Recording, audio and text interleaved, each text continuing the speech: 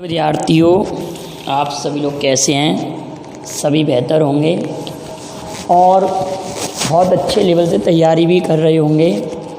आप लगातार वीडियो देखकर करंट जीएस के नोट्स बनाते जाएं।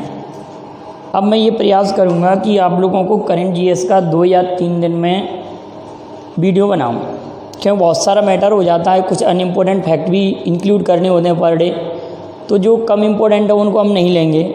2 या 3 दिन में एक वीडियो बनाया करेंगे आपके लिए। इसके अलावा आप लोगों के लिए रीजनिंग का भी लगातार वीडियो स्टार्ट करता हूं मैं, एडवांस का भी 2-3 दिन में एडवांस का मैथ का वीडियो मिलेगा और जीएस के अन्य पोर्शन के वीडियो स्टार्ट करना है। कई विद्यार्थियों मेरे पास मैसेज आए हैं कि सर कई अन्य हिस्ट्री वगैरह के या ज्योग्राफी का कोई ऐसा पोर्शन है उसका आप वीडियो बना दीजिए, रिवर्स वगैरह जो मैंने पहले पढ़ाई थी। आपको जिस लेवल का जो टॉपिक चाहिए आप मुझे बता दीजिए कि सर आप इसको समझा दें, मैं उस टॉपिक पर आपके लिए वीडियो बना दूंगा बहुत ही इम्पोर्टेंट प्रकार से, बेहतर प्रकार से। आप लोगों के लिए कोई प्रॉब्लम नहीं आएगी। तो आज के करंट जीएस में हम देखते हैं जर्नलिज्म विदाउट फियर और फेवर। जर्नलिज्म विदाउट फियर और फेवर माने पत्रकारिता बिना डर के और बिना पक्षपात के की जाए, ये इस वर्ष की थीम है। विश्व प्रेस स्वतंत्रता दिवस की थीम है और ये दिवस कब मनाया जाता है? 3 मई को, वर्ल्ड प्रेस फ्रीडम डे 3 मई को मनाया जाता है। उसी दिवस की ये थीम है।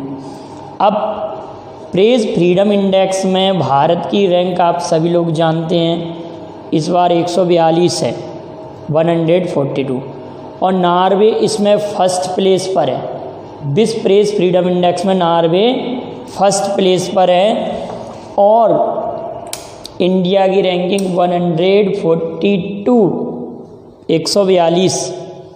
तो ये आपको याद हो जाएगा थीम। अगला किसान सभा ऐप, ध्यान रखेंगे किसान सभा ऐप और किसान रथ मोबाइल ऐप। किसान रथ मोबाइल ऐप और किसान सभा ऐप में अंतर क्या है?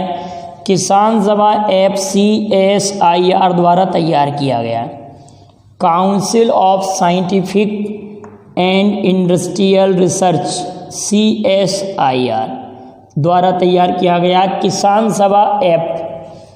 और किसान रथ मोबाइल ऐप कृषि मंत्रालय ने तैयार किया है। रथ शब्द जुड़ गया तो कृषि मंत्रालय और डायरेक्टली किसान सभा ऐप है तो CSIR द्वारा।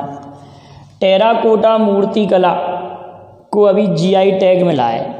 ये टेराकोटा मूर्ति कला उत्तर प्रदेश राज्य की है और ये गोरखपुर की है, जिसमें मिट्टी के द्वारा कई कलाकृतियाँ बनाई जाती हैं। तो टेराकोटा को क्या मिला है? GI टैग मिला है। क्लियर है? और अब आप भेजेंगे कि मणिपुर के किस उत्पाद को अभी हाल में ही GI टैग मिला है? मणिपुर के किसी उत्पाद को GI टैग मिला है, इसका आंसर आप भेजिएगा। अगला डेनिस गोल्डबर्ग। डेनिस गोल्डबर्ग का निधन हुआ है, ये सामाजिक कार्यकर्ता हैं। अब ये आप लिख के भेजेंगे कि इनका संबंध किस देश से है। डेनिस गोल्डबर्ग सामाजिक कार्यकर्ता हैं जिनका अभी हाल में ही निधन हुआ है। ये सामाजिक कार्यकर्ता हैं, इनका संबंध किस क्षेत्र से है, किस देश? ये सामाजिक कार्यकर्ता लेकिन किस देश से है? BK जौहरी अभी हाल में ही मध्य प्रदेश के DGP पद पर नियुक्त हुए हैं। BK जौहरी मध्य प्रदेश के DGP। अगला इंपॉर्टेंट पॉइंट है अजय कुमार त्रिपाठी, आप याद रखेंगे अजय कुमार त्रिपाठी। कोविड-19 के कारण की मृत्यु हुई है।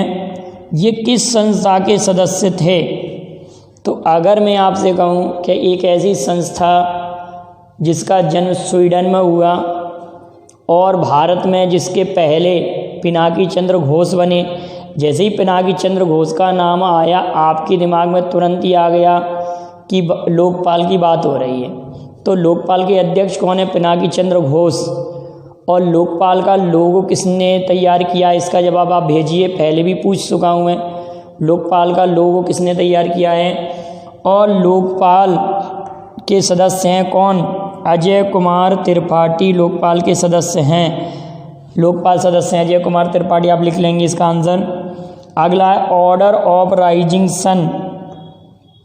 ऑर्डर ऑफ राइजिंग सन ये जापान सरकार ने दिया है order of rising sun Thangjam Dhawali को। थंगजाम धवाली कौन है? ये मणिपुर के डॉक्टर हैं। जापान और भारत के संबंधों को बेहतर बनाने के लिए थंगजाम धवाली ये मणिपुर के डॉक्टर हैं, इनको ये पुरस्कार दिया गया है ऑर्डर ऑफ राइजिंग सन। आप सभी लोग जानते हैं उगते सूर्य की धरती जापान को कहते हैं। राइजिंग सन अवार्ड जापान द्वारा थंगजाम धवाली को दिया गया है और भूकंपों का देश भी जापान को कहते हैं। अब आप ये बताएंगे जापान की राजधानी टोक्यो किस द्वीप पर स्थित है? जापान की राजधानी टोक्यो किस द्वीप पर स्थित है?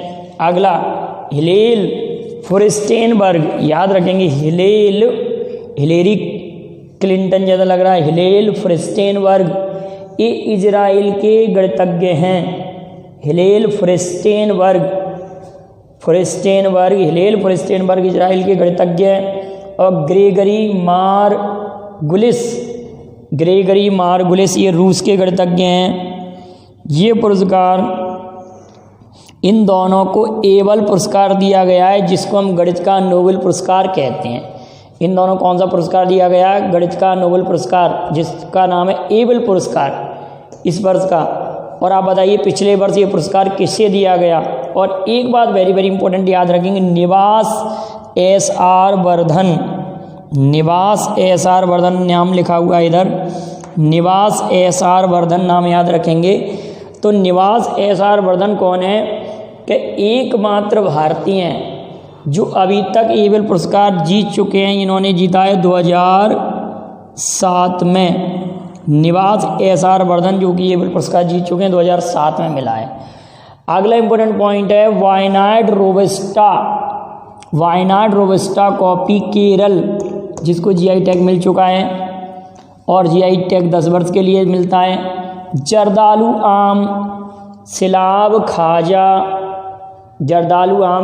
खाजा, शाही लीची, करतनी चावल, मगही पान, इन सबको जीआई टैग मिला है। ये बिहार राज्य से संबंधित है। किस राज्य से संबंधित है? बिहार राज्य से। अब बात आई कि सर विधान परिषद की मैंने संरचना आप लोगों को समझाई थी, लेकिन कई विद्यार्थियों को समझ में नहीं आया। और कितने राज्यों में विधान परिषद है? मेरे पास आप लोगों ने मैसेज किया था कि सर एक बार और इस चीज़ को क्लियर करा दें। और किसी ने ये भी पूछा था सर दक्षिण अफ्रीका की राजधानी अलग अलग मिलती है, तो उसका भी जवाब मैंने दिया है आप लोगों को। तो पहले तो आप विधान परिषद की संरचना पढ़ें किस तरह से। 1/3 मौखिक समझ लीजिए, 1/3 1/3 सदस्य विधान परिषद में विधायकों द्वारा चुने जाते हैं, मतलब राज्य की विधानसभा द्वारा चुने जाएंगे। जैसे उत्तर प्रदेश में विधान परिषद है तो उन विधान परिषद के 1/3 सदस्य, जैसे कि विधान परिषद में आपके मान लिया कि 30 सदस्य हुए तो 30 का 1/3 मतलब 10 सदस्य। 10 सदस्य किसके द्वारा चुने जाएंगे? तो आप कहेंगे सर वो 30 तो नहीं है, लेकिन आप लोग ध्यान रखना, मैं उदाहरण दे रहा हूँ 30 सदस्यों का, ये मत मानना कि 30 है। मैं 30 का एक उदाहरण ले रहा हूँ आप लोगों के सामने कि 1/3 मतलब 30 सदस्यों का 1/3 मतलब 10 सदस्य। 10 सदस्य किसके द्वारा, 1/3 सदस्य किसके द्वारा चुने जाएंगे? विधानसभा के सदस्यों द्वारा। और 1/3 सदस्य फिर किसके द्वारा चुने जाएंगे? वही कि 1/3 सदस्य किसके द्वारा चुने जाएंगे? लोकल निकायों द्वारा। जो लोकल निकाय, नगर पालिका, नगर पंचायत, ग्राम सभा द्वारा, इनके द्वारा चुने जाएंगे। और 1/6 सदस्य राज्यपाल मनोनीत करेगा। 1/6 सदस्य राज्यपाल मनोनीत करेगा। अब बात आती है कि 1/12 और 1/12 अगर हम जोड़ेंगे इन सबको 1/12 और 1/6, 1/12 और 1/6 को अगर जोड़ेंगे हम 6 एलसीएम लेंगे तो 12 × 12 12 × 12 6 दूनी 12 धन 2 4/12 तो 1/3 हो जाएंगे। तो ये टोटल 1/3 और बचे। तो 1/6 तो राज्यपाल मनोनीत करता है, 1/6 राज्यपाल मनोनीत करता है। और 1/12 सदस्य विद्यार्थी वर्ग जो स्नातक वर्ग है उसके द्वारा, और 1/12 सदस्य किसके द्वारा, वहाँ के जो वो हैं क्या कहते हैं शिक्षकों द्वारा।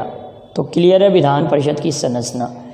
अब विधान परिषद वाले राज्य कौन से हैं, मैंने आपको समझाया था, जाते अंधे बीमा कराने उत्तर प्रदेश। एक बार और समझ लीजिए, कल की वीडियो में क्लियर अगर नहीं हुआ हो। किस तरह से मैंने ऐसे कराया था, जाते अंधे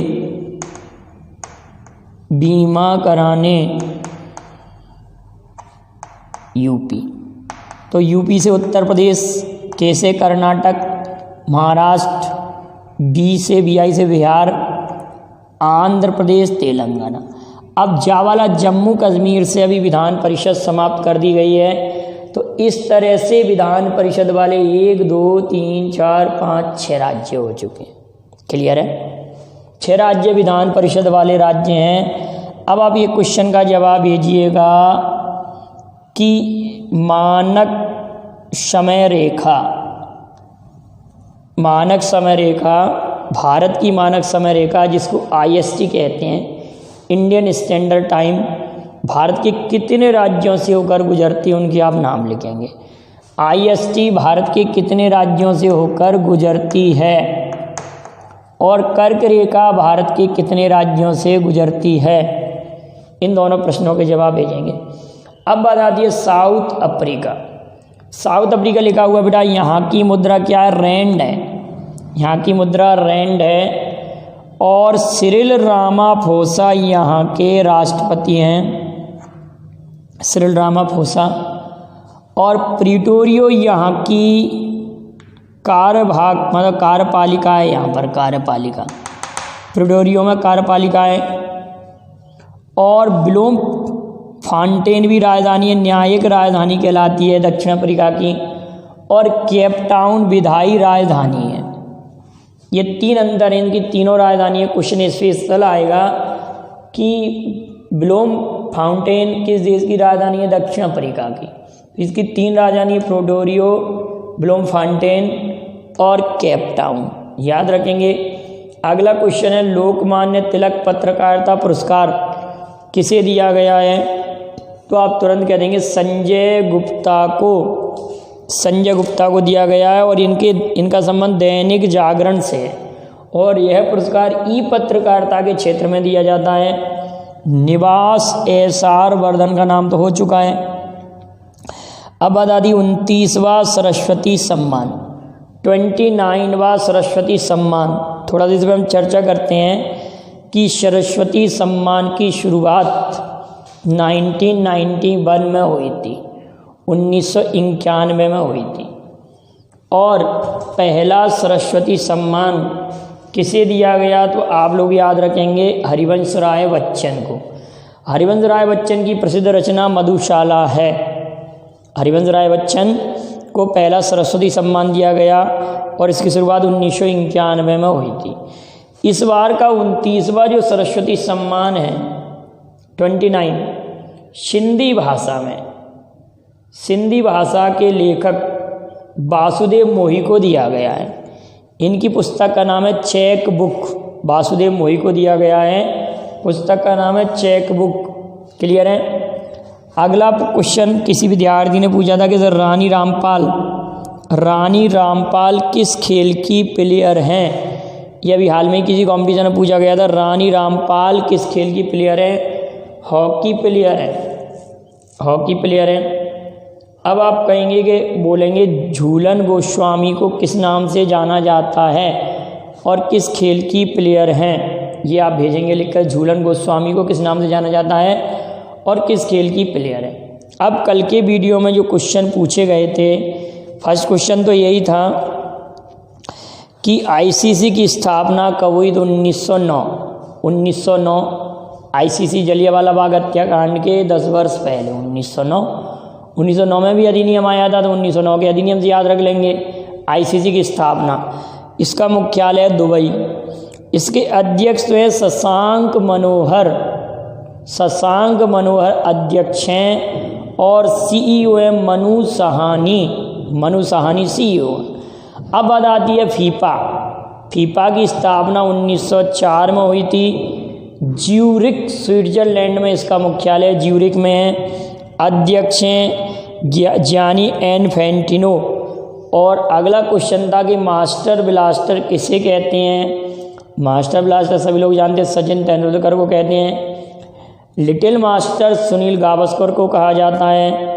और उनकी रचना क्या है, सचिन तेंदुलकर की प्लेइंग इट माय वे। अब आज आप लोगों से 10 क्वेश्चन और पूछे जाते हैं, ध्यान से नोट करते चलिए। हीरो टू एनिमल अवार्ड किस सीएम को दिया गया, हीरो टू एनिमल अवार्ड। दूसरा क्वेश्चन है श्यामा प्रसाद मुखर्जी अवार्ड किसे दिया गया। अगला क्वेश्चन है स्वामी विवेकानंद कर्मयोगी पुरस्कार किसे दिया गया 2020। ओलंपिक में पहला पदक किस भारतीय महिला ने जीता, किसी भारतीय महिला ने ओलंपिक में पहला पदक जीता, उनका नाम लिखिए। और ओलंपिक में रजत पदक किस महिला ने जीता ये भी बताइए, पहला। और ओलंपिक में व्यक्तिगत स्पर्धा में स्वर्ण पदक विजेता पुरुष कौन है, स्वर्ण पदक गोल्ड मेडल। अगला क्वेश्चन बनता है कि पैरा ओलंपिक कब प्रारंभ हुए और इसका पिता कौन है। आधुनिक ओलंपिक कब प्रारंभ हुए और इसका पिता कौन है। अगले ओलंपिक किस क्रम के हैं और किस वर्ष होंगे और कहाँ, किस क्रम के हैं, किस वर्ष होंगे और कहाँ। अगला पॉइंट है, अगला क्वेश्चन है कि पहली बार ओलंपिक कब प्रारंभ हुए थे। तो इतने क्वेश्चन हैं आज के लिए, इनके आप जवाब भेजिए और नोट्स बनाइए। कोई प्रॉब्लम आए तो आप मेरे नंबर पर मुझे शेयर कर दीजिए, ठीक है। और एक और बात बेटा कि आप लोगों के लिए अब मैं आपको 3 दिन में करंट जीएस का 2 दिन में या 3 दिन में बनाया करूँगा। और अगली बात आती है कि अन्य जीएस का पोर्शन के कई इंपॉर्टेंट फैक्ट हैं मेरे पास, तो वो आपके लिए पढ़ाया करूँगा। तो आप कितने लोग सहमत हैं तो मुझे इस नंबर पर, और कोचिंग के कई विद्यार्थी मुझसे मैसेज करके पूछ रहे हैं, तो विद इन 1 मंथ लगभग मुझे लगता है स्टार्ट हो जाएगी। और नहीं भी होगी तो आप वीडियो के माध्यम से तो पढ़ ही रहे हैं। जैसा भी आदेश आएंगे 9300487186 इस नंबर पर आप मुझे मैसेज कर देंगे और लाइव क्लास के लिए मैसेज कर देंगे किस टॉपिक से स्टार्ट करना है, एडवांस में आप कौन सा टॉपिक पढ़ना चाहते हैं, रीजनिंग में कौन सा पढ़ना चाहते हैं, और जीएस में किस पोर्शन की आपके लिए वीडियो की आवश्यकता है। कोई भी प्रॉब्लम हो तो आप इस नंबर पर मैसेज कर दीजिए 9300487186। चलिए मिलते हैं नेक्स्ट वीडियो में। Thank you very much. जय हिंद, जय भारत।